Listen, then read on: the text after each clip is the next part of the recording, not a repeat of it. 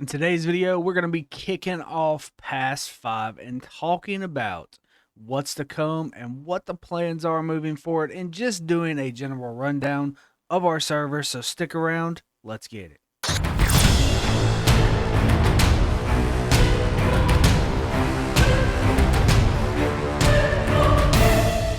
Welcome back to another Call of Dragons video. I'm CO Gaming, and today we're going to be talking about our server and how we have progressed so far and just what to expect with this Pass 5 opening. So let's just kind of jump right into this. So we will start off, we will go look at the overall alliance ranking. So as it currently sets, you have EIS, that is 7 bill power, setting at the top of the season. They are, of course, the ultimate goal in the group to beat in this season.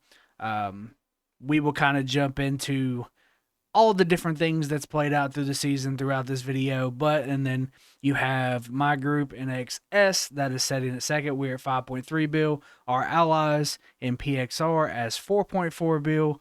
And then it just kind of trickled down as you go.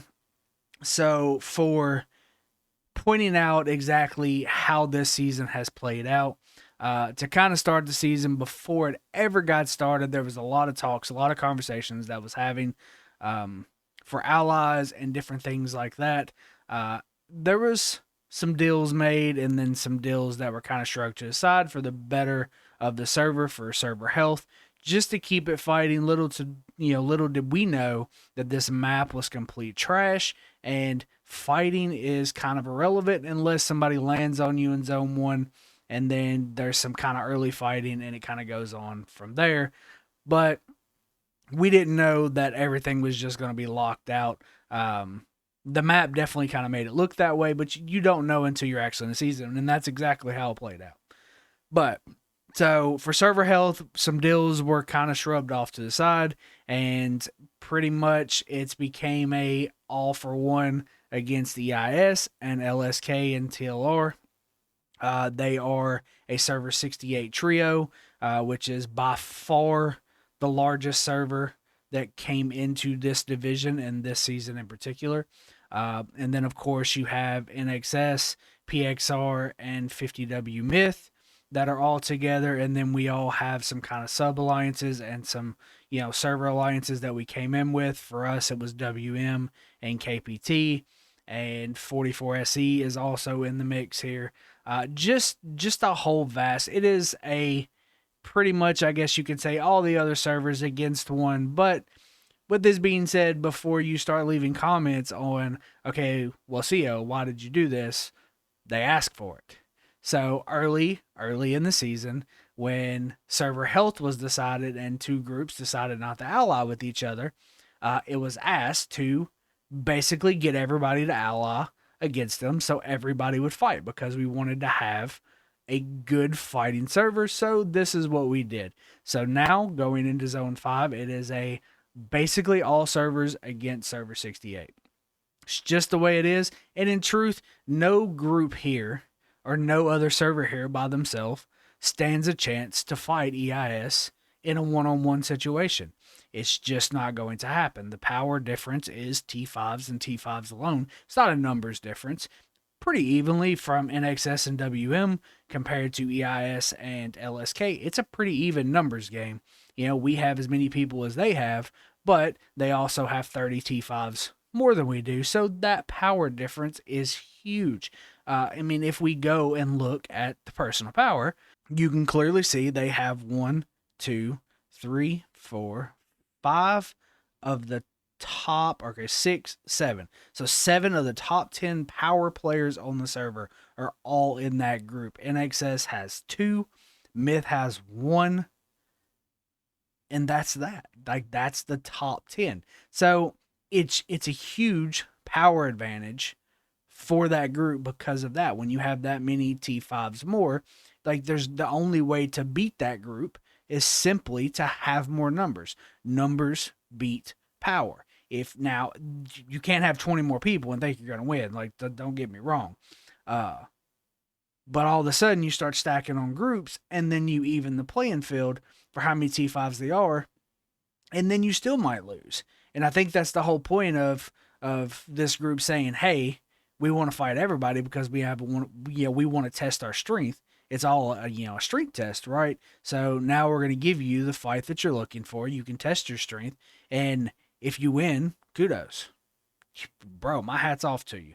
If EIS, if you can win this fight, hats off to you, and you will not hear me bitch about a thing because it would be very impressive. I know from a personal standpoint, I've been a part of a team that definitely has more power than everybody else on the server, and then the server gets united against them. Poof, you're done. So, as you can tell, we are literally T minus 8 hours and 37 minutes, past 5 opens. It's super exciting. Wartime is officially here for our server. There's no passing by zone 4s and zone 2s and all that bullcrap. Like, the war is either you are either fighting or you're not. That's the way it goes. And if you're not fighting, then you really just don't have a part in this map because this is a war zone. It is a designed war zone. Um, Everything is basically a funneling system. Every group in the server gets a chance to be a part of this fight for the most part. Yeah, there's some smaller groups that won't get to come through. There's just not enough spaces.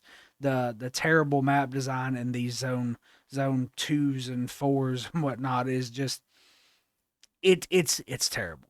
But like it's a funnel. Everybody will be there. And then the ultimate goal, of course, is the dragon, which nobody really cares about the dragon rewards. They're crap. Who cares? It's all about winning and losing at the end of the day and having an amazing time. Get some good fighting. Don't give me 3 days. Give me a week. Give me 2 weeks of nonstop fighting. And I will be happy with how this season ends. For as boring as it's been at this point, the season can be made extremely fun with 2 weeks worth of solid fighting, or even a week just nonstop. Bam, bam. Just knocking people out, being knocked out, healing your troops, come back, do it again, and just repeat over and over. That's the kind of ending that this map in particular needs for our season to feel like it hasn't just been a giant waste of time. With that being said, we're going to move this video along. We're going to move into it. So, as you can tell, you have Myth coming from over in this zone, which is the far left. I think technically it's Myth and MCT, but I think Myth is the only group actually coming through.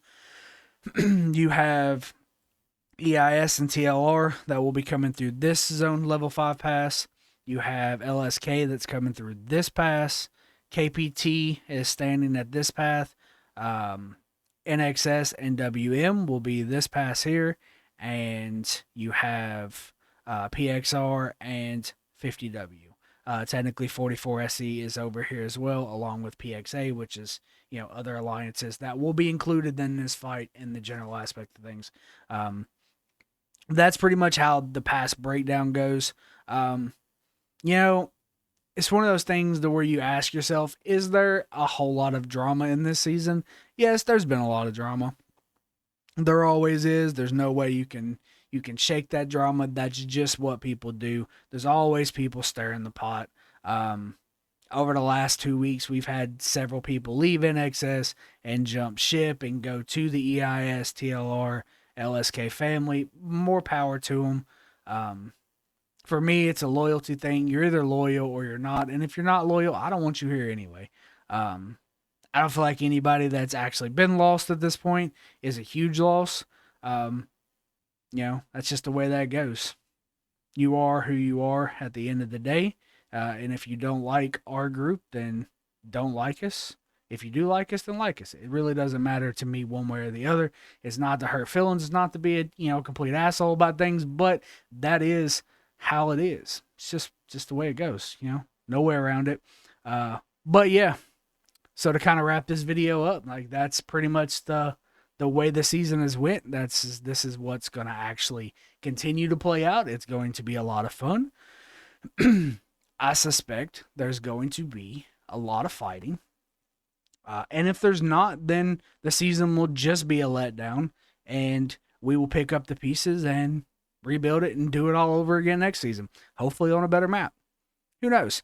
But there will be a live stream in about 8 hours when this pass opens up. We'll be streaming for probably who knows. I honestly don't know. It will be a longer live stream.